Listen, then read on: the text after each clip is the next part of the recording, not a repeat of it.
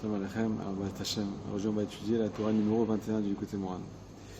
Là-bas, Benoît nous parle de ce qu'on appelle faire monter la flamme, réveiller la flamme. Comment réveiller la flamme qu'il y a dans le cœur de chaque juif? Alors, bon, plusieurs styles de flammes, comme il explique là-bas. Il y a une flamme qui se réveille petit à petit. C'est-à-dire il faut beaucoup la travailler.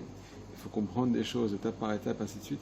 Il y a une flamme qui est extraordinaire, qui se réveille toute seule d'un coup et qui brûle le mal qui est à l'intérieur de nous. Elle est tellement forte, elle est tellement chaude, elle est tellement brûlante qu'elle va brûler tout le mal qui est à l'intérieur de chaque juif. Comment on va arriver à ça, nous dit Rabbeinu? Il ramène le passou premièrement dans la paracha de Balotra.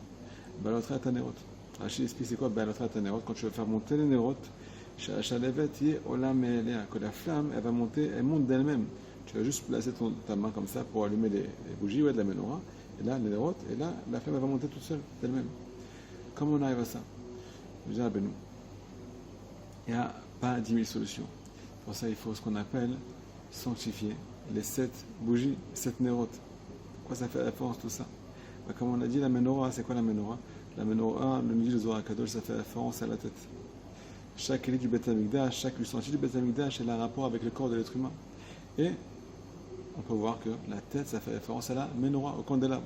Alors, c'est pas joli en français, candélabre, on va parler en ivrite, la Shona Kodesh. La tête, ça fait référence à la menorah.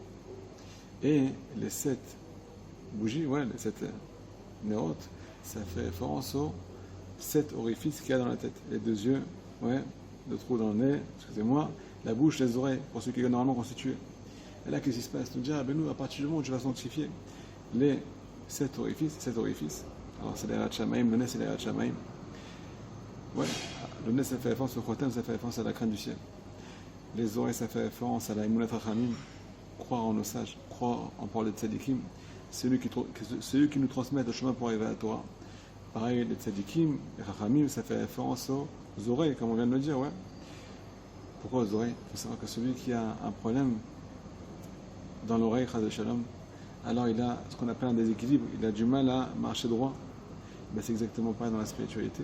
Celui qui n'a pas la Emunat Rachamim, il a un manque d'équilibre total dans la Torah, dans les mitzvot, dans son lien avec le monde, avec son monde intérieur, ainsi de suite. Donc on est obligé de ce qu'on appelle être metaken, réparer la Emunat Rachamim, avoir foi aux paroles de Tzadikim, pour pouvoir être équilibré, pour pouvoir avoir les pieds sur terre, contrairement à ce que certains pensent. Encore une fois, on continue. À part ça, on a la bouche, il ne faut pas dire du sheker, il ne faut pas dire du mensonge. Il faut absolument garder notre bouche et dire du mensonge. Parce que tout ça, quand on va sanctifier ces 7 canaux, on va arriver à ce qu'on appelle se lier au moach hapnimi, au cerveau, à la sagesse qui est cachée, cette sagesse qui est à l'intérieur de nous, qui n'a pas encore vu ce monde, qui n'a pas encore vu le grand jour. Plus on va sanctifier l'extérieur, les 7 canaux, qui sont liés au cerveau, plus on va arriver à allumer notre cerveau, et automatiquement, quand notre cerveau va s'allumer, on va, ce qu'on appelle, arriver à faire naître une flamme dans notre cœur. Pourquoi? Parce qu'on va recevoir des enseignements et des conseils et une lumière tellement grande que notre cerveau va bouger dans tous les sens. Ce qu'on appelle Tnuat HaSechel. À partir du moment où il y a du mouvement, alors il y a de la chaleur. Plus ça va vite, plus ça crée de la chaleur. Plus ça va vite dans notre cerveau, grâce au fait qu'on a sanctifié les 7 mérotes, les 7 canaux, plus notre cerveau va s'allumer, et puis ça va créer une flamme intérieure, une flamme qui va monter d'elle-même, une flamme qui va nous amener à Kadosh Baruch Hu. Donc en fait, le seul moyen d'arriver à ce qu'on appelle capter Hachem, c'est de sanctifier la menorah. C'est quoi la menorah? Encore une fois, les sikoum. En conclusion, la tête, ça fait référence à la tête, c'est le candélabre. Les 7 canaux, ça fait référence aux 7 orifices. Pour pouvoir arriver à la menorah, au Shefa Eloki, pour que la flamme monte d'elle-même, il faut sanctifier ces 7 canaux. Alors chacun à son niveau, bien entendu. On n'est pas des anges, on est dans ce bas monde. Mais comprendre que si jamais tu n'as pas la foi en nos sages, au parole de Tzadikim, ceux qui te renforcent, tu ne pourras pas arriver au Shefa Eloki, à cette abondance à laquelle on attend, à laquelle on aspire tous. Deuxièmement, la crainte du ciel, il ne faut jamais lésiner sur la crainte du ciel. Si on n'a pas la crainte du ciel, alors qui c'est qu'on craint? On craint les mauvaises choses, on craint la société, on craint les maladies, et ainsi de suite. C'est où l'un ou l'autre, c'est où à droite ou à gauche. Quand ça nous dit, Benoît, écoutez-moi. À part ça, on a ce qu'on appelle sanctifier les yeux. Sanctifier les yeux, c'est pas shoot. Celui qui sanctifie ses yeux, il va ouvrir une fenêtre pour faire entrer la lumière à l'intérieur de lui, dans son noir, dans son cerveau. Alors, pour ouvrir la fenêtre, il faut fermer les yeux. Ok? Donc voilà, on a expliqué aujourd'hui comment B'at Hashem arriver à capter un Kadosh Baruch Hu dans ce bas monde. Mais là, Rabbeinu nous dit comme ça, que ce shefa, ouais, cette abondance, ça fait référence aussi à la lumière de la souka. Parce qu'on parle ici d'une abondance très particulière. Shefa Eloki, ça fait référence un peu au roi HaKodesh, à une sagesse qui est très très sainte, une sagesse qui est très très haute et qu'on ne peut pas forcément tout le temps atteindre. C'est quelque chose qui est très très spirituel. C'est au-dessus de la perception. Ouais. Comment on peut arriver à ça? Alors, nous explique. Alors, pour ça, on va apprendre de la misère de Souka. Pour arriver à ce roi HaKodesh, on va apprendre la misère de Souka. Comment on fait le skar de la Souka? De là, on va voir comment tous les enseignements de Rabbeinu ils sont briques dans la misère de Souka. Comment on va faire le skar? Premièrement, il est marqué que le skar ne doit pas être Mikabel Touma. Il ne faut pas qu'il soit fait avec du métal, avec des ustensiles qui sont Mikabel Touma. Deuxièmement, il faut que ces choses-là, avec lesquelles on va faire le skar, ils poussent de la terre. S'ils ne poussent pas de la terre, ça ne marche pas. Le skar, il n'est pas souple. Le skar, ça fait référence, ouais, ce qu'on appelle le makif, ce qu'on appelle une sagesse qui est extérieure à nous, quelque chose qu'on doit capter, mais qui n'est pas encore à l'intérieur de nous. C'est extérieur à nous, c'est autour de nous. On est dans la souka, on est entouré de la souka. On doit arriver à des choses qui sont extérieures à nous, arriver à un niveau spirituel supérieur, ce qui fait référence au roi HaKodesh. Mais pour ça, il faut que ton skar, il ne soit pas Mekabel Touma et qu'il soit guidé de nous, arrête, qu'il pousse de la terre. Alors j'ai vu comme ça, ouais, que qu'est-ce que ça veut dire? Ben nous, là-bas, il ramène un pasouk. Ouais, il ramène le pasouk qui nous explique comment on fait le skar. Et là-bas, il y a quelque chose d'extraordinaire. Le Tna est la condition pour pouvoir arriver à cette dimension, ouais, qu'on aspire tous de mettre, parce qu'on est là pour apprendre, on est là pour se remplir. Eh bien, il faut que toi-même tu sois pas Mekabel Touma, il faut que tu te sanctifies, comme on l'a dit, avec les Shiva et Nerot, ouais, avec sanctifier les 7 canaux. Et deuxièmement, Gidoulou Minaret.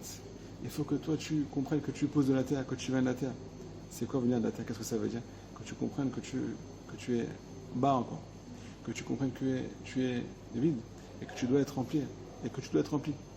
On ne peut pas, entre guillemets, remplir celui qui est déjà rempli. On peut remplir que celui qui est vide. Ouais. Si jamais on est en surpoids, ouais, à l'intérieur, on connaît tout déjà, on sait tout déjà, on n'a rien besoin d'apprendre. Eh bien, on ne fera pas le poids contre le Yetzirah, parce que le Yetzirah, il a une emprise sur la gava, sur l'orgueil. Alors que si nous, Bémet, on se sentait vide, on pousse de la terre, on vient de la terre, on ne vient pas du ciel, on est des êtres humains, et on vient de la terre. Alors là, on va arriver à une dimension qui s'appelle remplissez-moi. J'ai besoin de recevoir des conseils, j'ai besoin de ressentir les paroles, les tzadikim, de ressentir la Torah. Deuxièmement, il y a marqué, ouais, quand même marqué ici dans l'écouté moral, c'est en nom d'Agmara, Yahiv Chochma l'Hakimin. Akashboukou remplit de Chochma, de sagesse, celui qui est sage. Qu'est-ce que ça veut dire sage? On ne peut pas maintenant arriver à la sagesse sans être un minimum sage. C'est quoi la sagesse? Marqué dans le Zohar Akadosh, c'est quoi la sagesse? C'est la Chochma. Chochma, c'est les mêmes lettres que Koachma. Koachma, ça veut dire Koachma, j'ai pas de force. Koach, force. Ma, j'ai pas de force. On ne peut pas amener la sagesse à celui qui croit qu'il a déjà des forces, celui qui est déjà armé et qui sait déjà tout. Donc en fait, pour arriver à ce qu'on appelle le roi HaKodesh, à cette flamme qui va monter d'elle-même, les Hashem, il faut se sanctifier, bien entendu.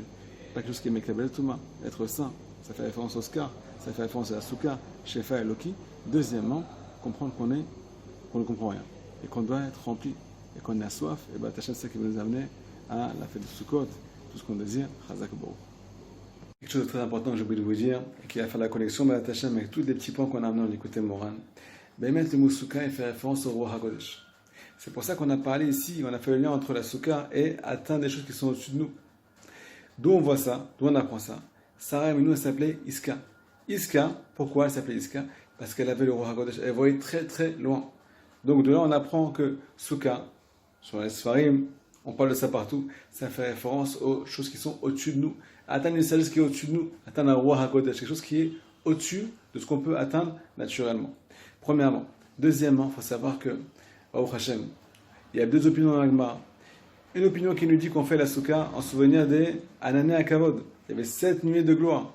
7 nuées de gloire par rapport aux 7 canaux. Celui qui sanctifie ces 7 canaux, cet orifice, il va me mettre à recevoir la Kedusha de la Souka.